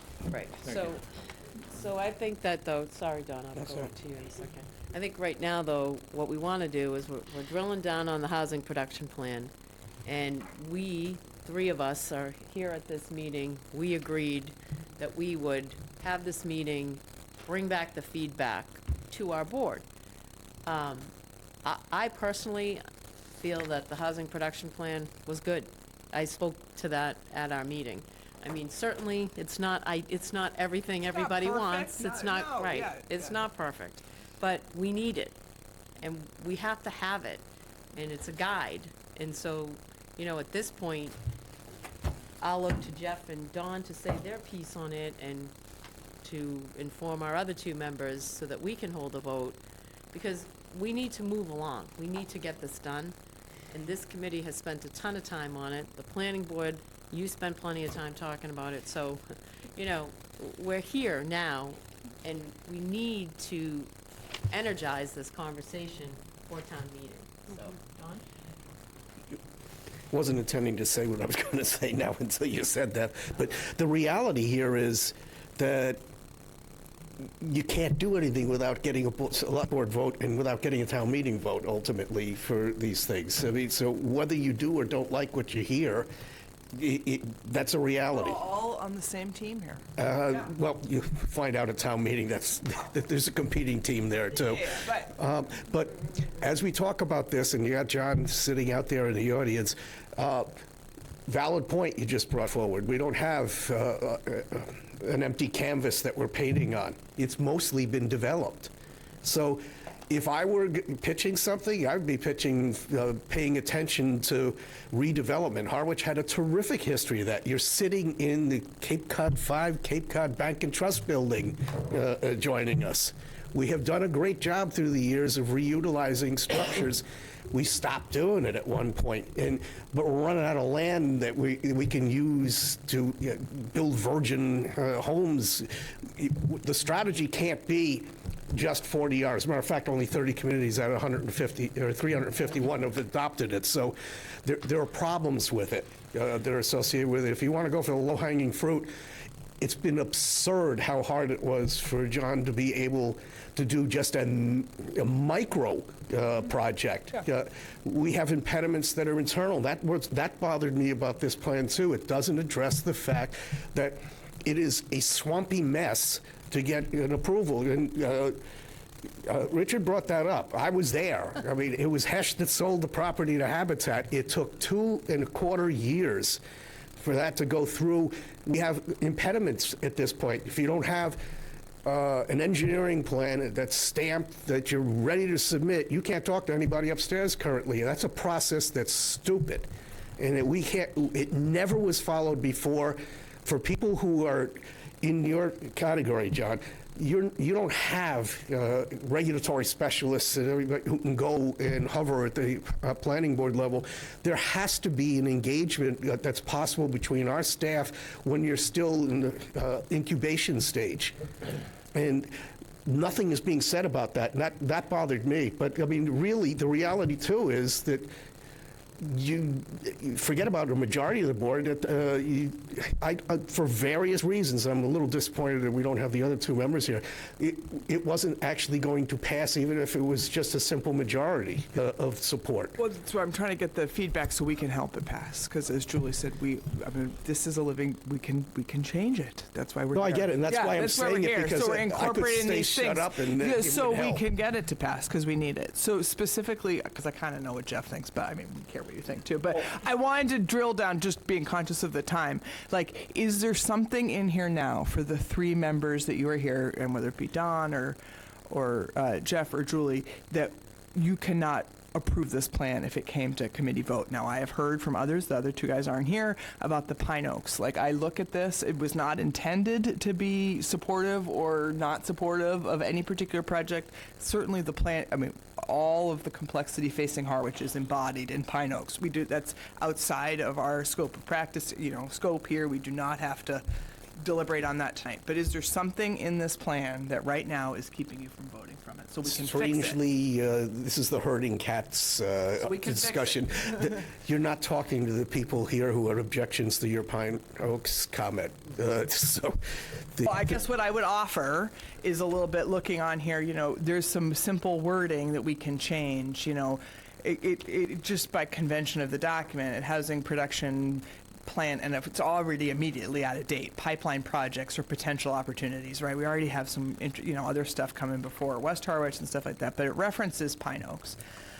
I am Could we say particularly if built, or I am if- particularly concerned that we are not specifically concentrating on the difference in the characters of the different villages, because there are different strategies that need to be employed in each of them in order to keep the character of those communities. May I jump in here real quick, just for clarity? And, Don, I'm interrupting you on purpose because of the point you just made. I don't want to lose my point here. Okay. Obviously, we're running out of runway for this plan. I always have a bias toward action. So I'm looking to get something done tonight, whether it's clarity to this group, so they go and rewrite it and then submit it to us within a very, very short amount of time, which is another process for them. But to your point of the villages, that's addressed, in my opinion, in the local comprehensive plan. The housing production plan dovetails with the local comprehensive plan. And for my clarity, I'm going to ask the chair and the rest of the committee, am I accurate with that statement, or am I not accurate with that statement? Because I need to know precisely if what Don is saying is not represented in the local comprehensive plan. We're talking about the housing production plan. The housing production plan. Yeah, Dovetails. David, I guess, if I could call on David. I would. Within the housing production plan, if you want to be specific, Please. I think we should tone down the references to Pine Oaks Village, keep it in there, but tone it down. And as far as the if built or something like that, as far as doesn't the have to be. villages, I think there are some limitations as to what we can do or not do in the housing production plan. We have all sorts of ability to put things or not put things in the local comprehensive plan. I think that's where we spend our time in the villages. It's not in the housing production plan. I think it's okay as is. And I think in the comprehensive plan, we spend more time on the village strategies.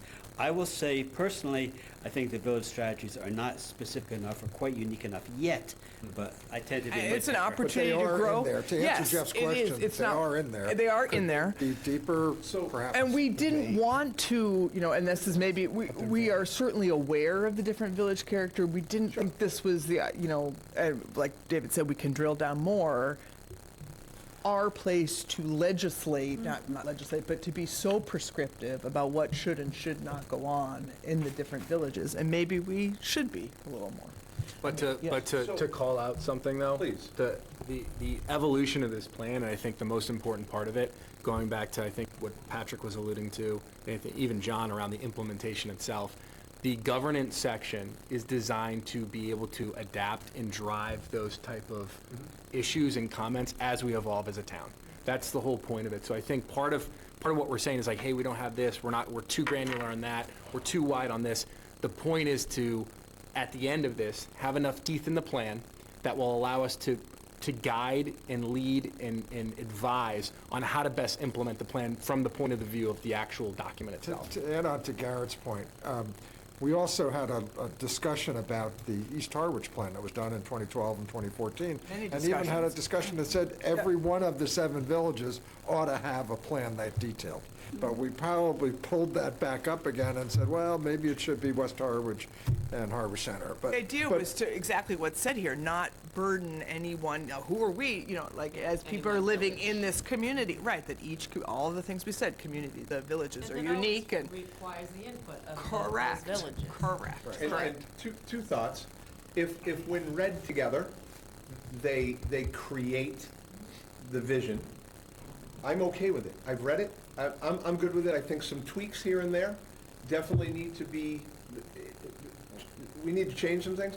But I also have to say, I think it was Richard who made me think this, is you can have a phenomenal vision for a village in Harwich, but if there's not a public-private partnership or a private entity that wants to come in and actually do the work, you're going to see 10 years go by and nothing happens in the village because and this goes back to our community development procedure.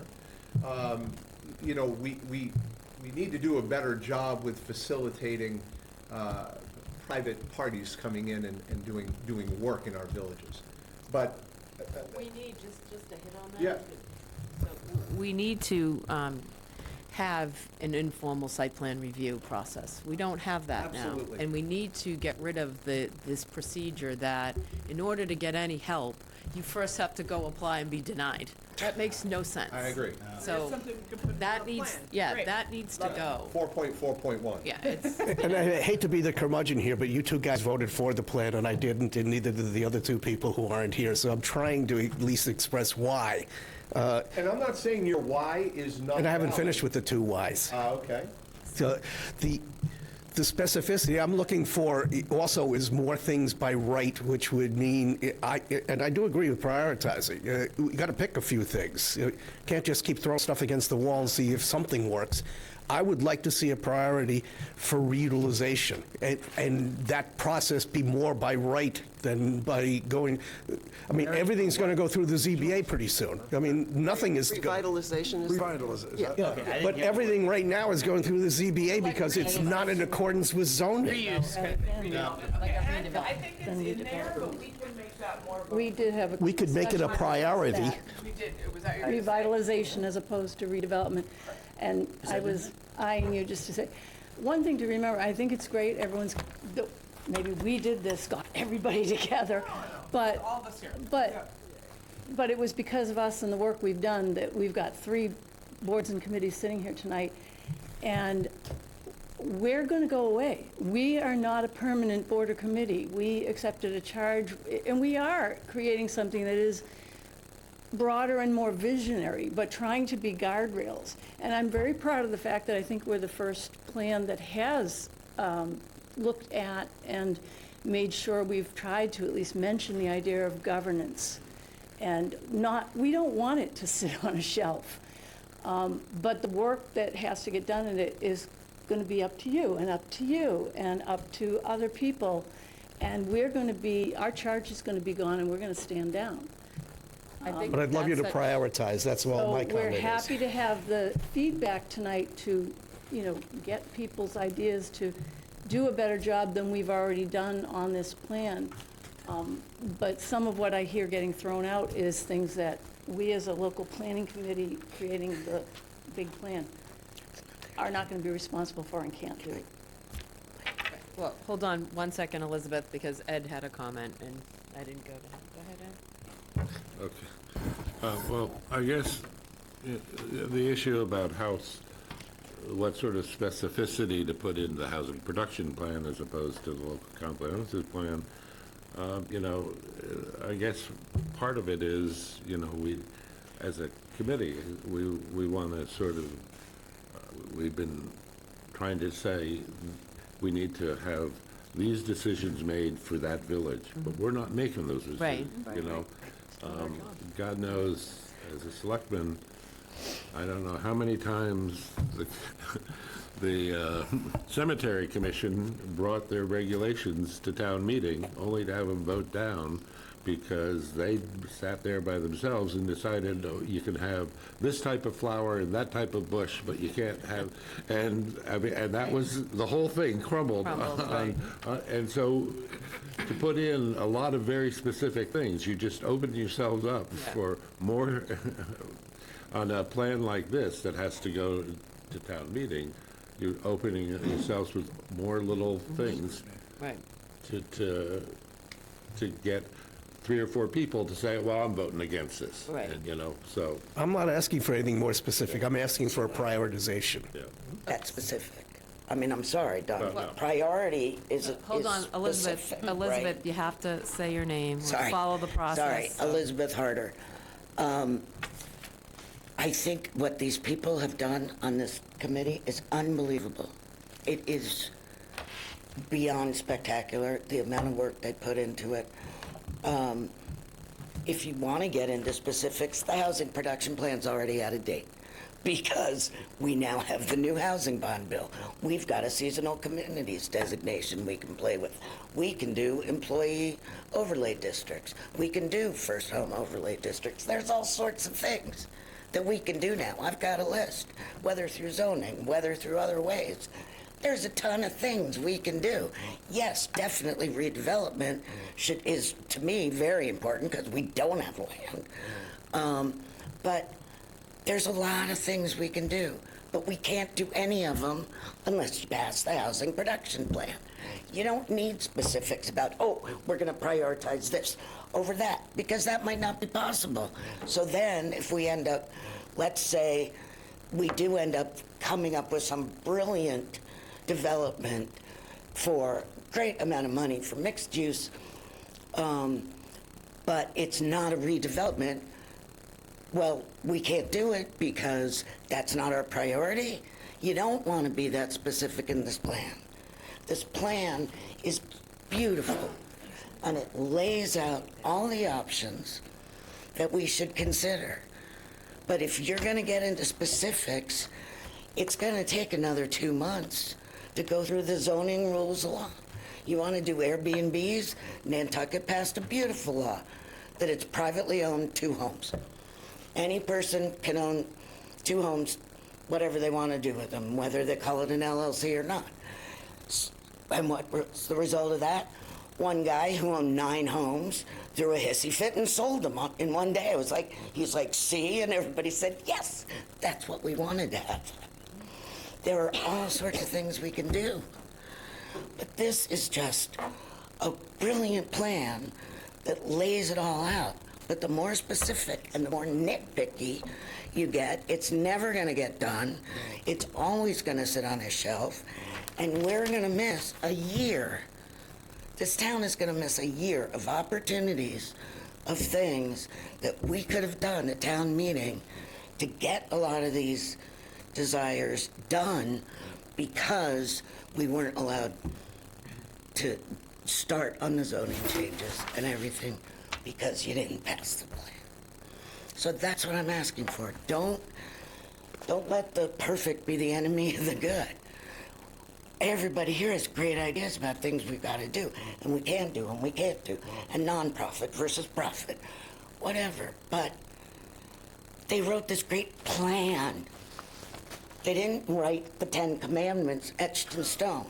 They wrote a beautiful, brilliant plan that shows so much intelligence and hard work. That's what we should be here for, not to nitpick. You know, I'm sorry, we need this plan. Otherwise, we're not going to get anything done. You know, I mean, we got to do... Anyway, please, just pass the plan. It was gorgeous. Thank you. Thank you. So what I hear for feedback, because this, we can edit things, is I think really the wording about zoning and a deep revisit of zoning, and that's in the plan, that's in the comprehensive plan. But we can say that, Sharon. I'm kind of nodding. Yes, you're hearing. You're always here. She always hears. In the housing production plan, Don, I'm hearing from you. Not quoting you, but from your, what is moving towards a yes vote is an emphasis on revitalization and redevelopment. I'm hearing that. And I think we've all kind of, from those of us who are not here too as well, the idea we can change again, it was not intended to ever support particular plan, but we can tweak the language slightly so that it's more clear that it is not support of a particular plan or a particular project. Other things that we can improve so we can move towards a yes vote on this. I mean, I think, to me, the Pine Oaks, if you can tone that down, you'll get one member, I believe. Yeah, it's easy. Instead of saying if, you just say, instead of when bill, you just say if built, or or however, we can do that. We could So do I that. think the goal tonight is, let's leave with a couple key things that just need to be revised so we can bring it back and Correct. get this done. The housing That's what I production would like to see. Me So, too. revitalization, redevelopment. I think Don was also pretty hell-bent on growth too, right? Yeah, and what I was going to say is the other part of me that hasn't been discussed tonight is I spent an awful lot of time trying to aggregate open space through the years, and we're not going to be making more land available to consume. So we got to figure out how these two things can coexist with each other. But it's really important that this be done by at least specific enough to show what our strategy is, because right now it doesn't have that. I'm not concerned at all with the Pine Oaks thing, but I'll tell you what, it's not addressed in either plan. All of this is so interrelated with road networks and our commitment to make improvements, and we have no comment anywhere really about that, and that's been I take a little bit of issue with that, but Well, it's okay. yeah, except there that- are roads in the comprehensive plan. I We do get talk that, about but this is the choke point for, it's not Pine Oaks, it is everything. I heard that with the Marsline property. I heard that with Love Lane. I kind of predicted was going to be a major problem because the state refused to have anybody's input, and I knew that the next man up was going to wind up taking that opportunity for the next project to criticize everything. In the HPP, it is saying that this is kind of, so is in the housing production plan, page 78, and we can overemphasize this, we can emphasize this more. And this goes to a couple point, it talks about village commercial overlay district, the Harwich Center overlay district. We can prioritize some of this phrasing. Mixed-use development is particularly well-suited to these, as residential units and vitality, provide housing for small households, an easily walkable distance to goods, services, and transportation, which is discussed, and reduce the amount of traffic. So it sounds another thing. That is not at all what I'm saying. Well, but to get towards, and there's other references of public transportation. We're talking about that. That's not what I'm saying either. So tell us what you're saying. A sentence A more strong about- statement that the town is committed to infrastructure upgrades in the road networks to be able to sustain the types of projects that we are going to be talking about in the future. Because this discussion will be the same discussion, whether it's Pine Oaks or any place else that's got 80 to 90 units. It was the same on Chloe's Path. It will be the same. The fundamental problem is, if you're going to keep using the roads as a hostage, then we got to have a statement in there that we're committed to upgrading the infrastructure for the roadways. And then there's the criticism, however, though, you widen the roads, you cut down the trees. So, I mean, there is a bit of a more implicit bias in that statement. But I get what you're saying, that you want more recognition. But you can't have 80 or 90 units with people on foot somewhere in the So more hinterland. recognition of traffic impact and, Flow and yes. infrastructure improvement. Infrastructure. Generic enough. That doesn't tie. That would support this type of activity. So revitalization, redevelopment, managing growth rather than implying that we're looking for growth. Right. And a commitment to infrastructure. Right, and a commitment. That would please you. Yeah. Jeff, you have any comments? Just to, and thanks for everybody for hanging in there, honestly. It's so important that we hash this out tonight so that the three of us can go back to our board and try to move this thing forward. So if Don or Julie, I would implore you both, if there's anything more that you have to say, tonight would be the night. And then, as I understand it, this is a living document. These 3 documents are living documents. There's nothing in these 3 documents prohibits us from doing any of the amazing ideas that have come up here tonight. Correct. So, again, I'm just looking at this as a plan, a well-thought-out plan that doesn't prohibit Correct. anything that we've all talked about here tonight. So that's Which where plan? all 3. I don't Okay, see so the plans. plans. I don't see any of the 3 plans prohibiting us from doing anything that has come up here tonight, or anything that someone comes up with down the road. Is there anything that your 2 colleagues that are not here, and, not quoting, you Yeah. not speak for, but you guys, work together all the time. I've listened to it all, but is there something else that you could articulate on their behalf that we can try to tweak here to try to get this over the finish line in terms of the housing production plan? It's basically a governance part, in getting to the conversation too about stakeholders. Alluded to that. It wasn't my entire thought. I'm not speaking for Pete, but I know Yeah, Pete no, really, I've known him for over 25 years. So Summarizing for him, yeah. he's a process kind of guy himself, and he would have liked to have seen individually, not just I know we had this conversation, it's not, the town planner is not the planning board. The town's health director is not the Board of Health. The people who populate these things are probably more conversant with the issues that relate to their particular committee than most people in the town. So in conjunction with all of the surveys that you've done, I really would like the comprehensive plan to be an agenda item on at least the regulatory board so that they can get to the point where they can chip in. They may say, hey, this is great, we can operate within it. They may not. But that hasn't happened, and Pete's a real big believer in who has the authority to do what. And you've heard this before, it's not our job to do this, it's not our job to do that. And he's going to be looking, and I'm going to be looking for the support of the individual boards that are responsible for doing this stuff, to have their support that would build to our support, because it's a pyramid. And we're not just going to oligarchically say, this is what you're going to live with. Well, so on that note, though, you would really only thing left, they've gone to planning. It could go to zoning, Board of Appeals. Conservation, and Board of Health. I mean, We've been to conservation. right, Okay, so Board you of Health. only have, We did you go? Okay. we've talked to health, we sort of, no offense to health, I'm into health. Health, We- it has not been an agenda item. We sort of deprioritized, that this is not generally within the scope of the plan. I mean, this becomes the bigger issue, the sort of timing issue of and Two-thirds of the Well, town is bound by these Title V septic, so the Board of Health so is Donahue- involved. Yeah, so Donahue and I are around water, and that was, for sure, that is a shortcoming here, but like, we're volunteers. Like, we're doing the best we can with, a really supportive consultant, and, to put all this thought into it, like, there's only so many hours in the day. So at what point, so for sure, we need a little more water detail, specifically from our water professionals in the town, and I'm working on that.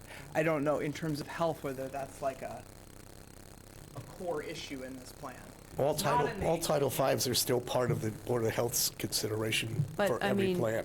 Board of Health can, again, I think we want to be careful not to get too nitty-gritty in this, because, Just float the plan through them. right, well, yeah, I mean, I'm just saying, ultimately, whatever Board of Health is going to approve by their state regulations, they're going to approve based on the lot of land and the development that's being proposed, and then there are certain variances, septic and such, that they can grant. So, I mean, you can certainly go and just say, can I be on an agenda, but I don't know how Let me much. throw in, I did have an initial meeting on the agenda at the Board of Health last year before the plan was prepared, and I will say their biggest concern was affordable housing. Thank you, David. So I think. And there is a little blind spot. We need some more meat on the bone from Noreen Donahue, and she's been very gracious with her time in terms of reaching out and helping us with that. So that is pending, that is penciled in. Okay. Joyce? Yes, Ed. Well, you know, I guess the issue also with the Board of Health is, yes, they sit and control Title V issues, and to the extent that residential development depends on that, but, you know, in terms of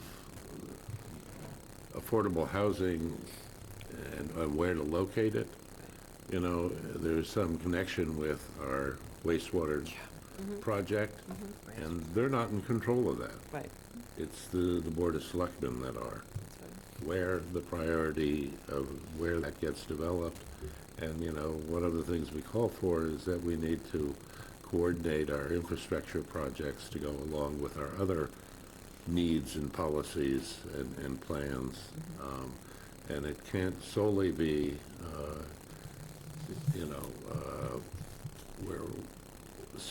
on where we get the biggest bang for the buck for reducing nitrogen. You know, we may not get as much nitrogen remediation out of doing it in one area, but it makes certain housing possibilities much more attractive, or other development of allowing a better economic development in some of our villages more attractive. And those are decisions that are driven by the Board of Select.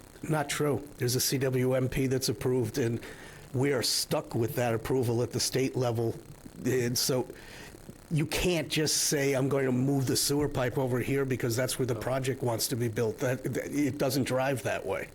But the Board of Selectmen are the ones that can go in for an amendment to change that CWMP. Nobody else in the town can do that.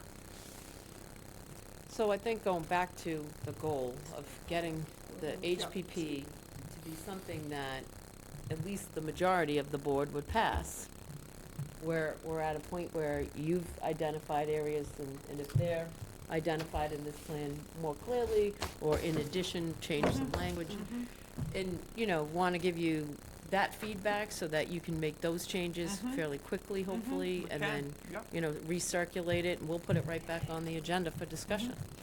Can I ask for clarification? Hopefully the two, select boards who weren't able to be here tonight, obviously this is reported, hopefully addresses some of the process issues. Yeah, and they can get us there. I appreciate that, we have been on Conservation's agenda. Thank you, David, for piping in like a pretty good memory, not perfect about when we were before Health. Thank you, that's why we're attending such a good committee. Process issues, this is hopefully reflected here in this meeting, and of course, if there's specific questions about the process, we can talk more about it. Historic. Sorry. We were before Historic, too. Yeah, Barbara took us before Historic. Thank you, Barbara. So Don, are there, outside of Board of Health, there's 36 active committees and boards in the town of Harwich. How many others do we need to cover? Because that will take another... Don't misinterpret what I'm saying, because that's the problem with having a standing committee after this committee, is whatever you may think is happening, It's not. that it's driven by elections, because we appoint the committees. So if we wanted to pull the plug on a committee, even if it's specified that it's there, we could do that. So there are regulatory committees, and there are advisory committees. I'm not expecting you to go to the Bikeways Committee and see whether they're okay with this. But Are there any regulatory committees that we haven't been before? We've been before Historic. You've been before Historic, you've been before Conservation. on agendas, I mean. Correct. Okay. And then you haven't been to Board of Appeals. We have not been to the. No, we have not. Here it comes. We're looking to give... We've been to planning on their... Okay. We've been to planning, we've been to conservation, we've been to historic, we've been to health. Z is the end of the alphabet. Yeah, but we're looking to give him less homework assignments. I haven't read the whole plan. What I have read, this is a fantastic document. You're doing a 10,000-foot view here. Board of Health, Zoning Board, perhaps even the Bikeway Committee. These are all, Don't knock the... that's in the detail. Once you come up with do the plan and you start to develop the projects, then that's part of the process. That's the detail. And that's when you're going to make a decision as to how you're going to implement it and what rules, regulations you got to follow, and does anybody have any ideas to tweak it? Right now, it's a concept. Pass the concept and let's move forward. All right, thank you. you, Brian. It was a great plan. Let's go, Zoning Board of Appeals. They came to us, we don't have to go. Thank you. I love him. Efficiency in the community, we appreciate that. Where's Noreen? Is Noreen out there? I was texting Noreen, said Noreen and I we got to talk, and she had some specific recommendations, but nothing crazy. I think She it's- was supportive. I think it's real important that we're a 5-0 vote, not a majority vote. I agree, yep. And I think it's, I think you all have done a great job trying to figure out how to get to that 5-0 vote. We'll give you more information. I'm speaking for the chair right now. Correct me if I'm wrong, but we'll bring this back. We'll get some more information. We'll get it to you as soon as we Well, can. the reason I'm trying to pinpoint what exactly the changes are, 100%. so to exactly your point, the other two members can watch this, Yep. hear the revisions, and let us know if they have additional ones that they would be seeking, because that's equally important, to get their feedback, to get it to you in a timely manner, to then bring it back, to have that back in front of our board. for Once we have hopefully a that, we'll 5-0. we'll work to get it done. Yeah, so just, again, for the audience and for the other board members, to be clear, revitalization / redevelopment, growth and managing, not just expanding, infrastructure improvements to road networks, adequate? And then, To enable the other parts of the plan to be implemented. all right, so And you and get we all that. agree we can just tweak a little bit language about any specific project. And Jeff, you didn't have any other revisions? And that's it. Sharon's been super helpful with us. We will revise with Christine's professional expertise. We will redistribute. We'll get back on your agenda. Intentionally, just FYI, we lower in the agenda and we can kind of adjourn since we're right at time here at 7:06. The open space and recreation plan, we'll be back about that. That is not as time sensitive. Incredibly important, but nothing too different than the values we've talked about here tonight, about our water and our trees and things like that. But there's actually, I want to really commend the community for providing some really detailed feedback about that, about some issues that we need to like sort out as a town in terms of look and feel and stuff like that. So please, we really do listen. Tell us. We like details. Tell us. But we'll be back another time to visit the open space and recreation plan. And I do want to thank you for, to Bernadette's point, for this being a plan that has a governance section, that's huge. Hats off to totally to our committee who came up with that, you guys. Yeah, I think it's so It's the important. governance corner. It's a former IBM consultant. We luckily have one of those in our plan, and he's free. My work here is done. There you go. We appreciate everyone's expertise. We're all going to With that, can we adjourn? Yes, I think, can I You get- have to do them separately. I move that the board's, select board adjourn. Second. all in favor? Aye. Aye. I move the LCP adjourn. Second? All in favor? No, Aye. sorry, roll call. Roll call, Jim joined us. Jim! Go ahead, Barbara. Good call. Hi, Barbara. Barbara, yes. Bernadette, yes. Mary, yes. Brian, yes. David, yes. Margot, yes. Joyce, yes. Garrett, yes. Ed, yes. Jim? Go. You, yes? He's saying Oh, yes. he said we can read We that. read his lips. We read this. Yeah, now can you hear my yes? Yes, thank you, Jim. Good night. Unanimous. Thank you. Thank you very much.